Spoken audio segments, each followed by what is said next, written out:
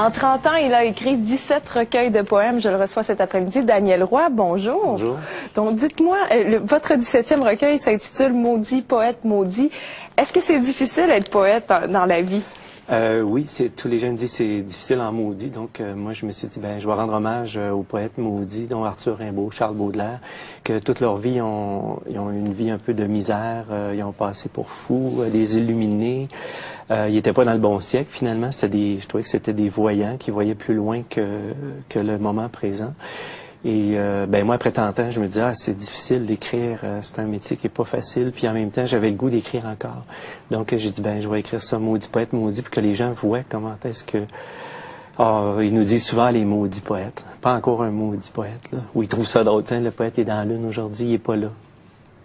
Donc, c'est comment être un poète au Québec en 2007? Est-ce que c'est plus facile qu'il y a 30 ans, par exemple?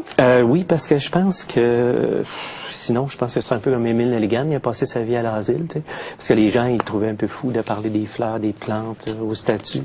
Ils trouvaient que la vie était belle, mais il a passé sa vie interné. Donc aujourd'hui, maintenant, je trouve ça le fun. Ils sortent les gens des asiles, donc on peut vivre en société comme tout le monde.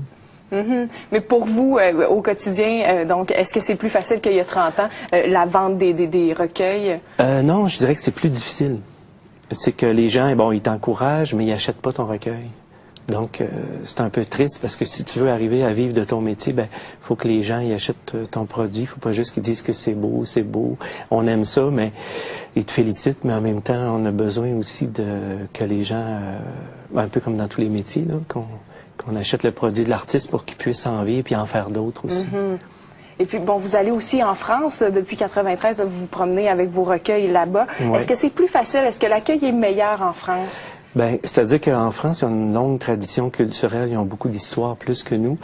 Donc, quand tu arrives comme poète, les gens, il y a une certaine fierté. Les gens sont contents, puis en même temps, ils sont très accueillants parce qu'on vient du Québec, parce qu'on a un peu on parle la même langue, on a un peu un accent, puis là, ils se moquent un peu de mon accent, donc on s'amuse là-dedans. Moi, je leur dis, j'ai l'accent gauche, l'accent grave, l'accent aigu, l'accent circonflexe, puis j'ai l'accent québécois. Parce que finalement, des accents, il y en a. Tout le monde a un accent, tout le monde a son accent. Et puis, dans votre recueil, et justement, qu'est-ce qui frappe, c'est que, vous avez mis certaines pages qui sont presque complètement blanches avec seulement quelques mots. Justement, ça c'est un de vos poèmes préférés, ouais. Matin pressé. C'est que des fois, quand je suis oppressé, je suis stressé, le matin... je prends 2 oranges, un pamplemousse et puis je les presse comme il faut, puis je vais m'asseoir devant la lumière du jour et puis je décompresse. Donc je me dis quand on est pressé le matin, juste à lire ce poème-là, Matin pressé, 2 oranges, un pamplemousse.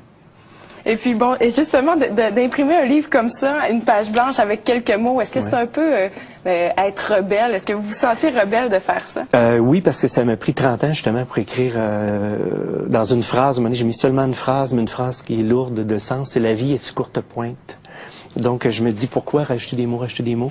Et ça demande beaucoup de courage et d'audace de mettre seulement une phrase. Puis les gens, quand ils voient une phrase, c'est comme s'ils sont pas habitués. Puis là, ils ont peur. Et puis en même temps, ça les provoque, ça les dérange. Puis je me dis, le rôle du poète aussi, c'est que les gens ils voient des choses qu'ils sont pas habitués de voir. Oui, donc la mise en page est très originale dans votre recueil, justement. Et puis j'aimerais qu'on parle de tout ce processus. Donc ça vous a pris combien de temps écrire ce recueil-là, par exemple? Ce recueil-là, ça m'a pris 6 ans, depuis 2001 que je le travaillais.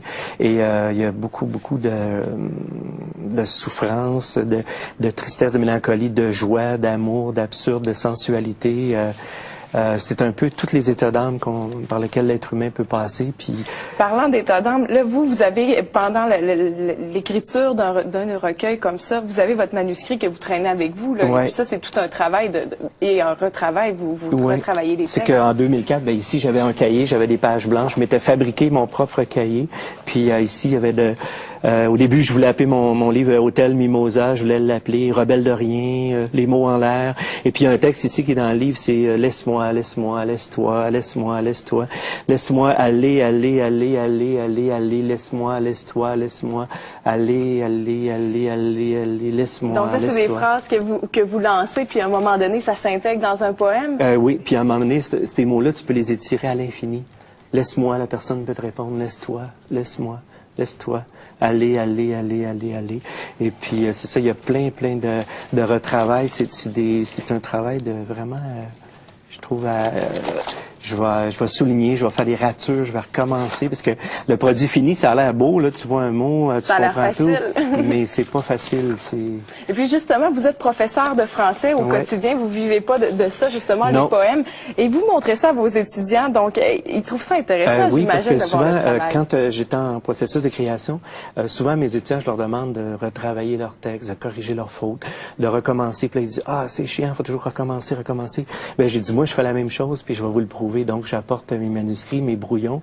Et puis là, il y a un étudiant qui me dit, Pietro, il dit, maintenant, quand je vais me plaindre que c'est dur le français, je vais penser à toi parce que tu es un modèle de persévérance. Tu recommences, tu retravailles, tu te décourages pas. Puis à un moment donné, tu arrives avec ton produit fini.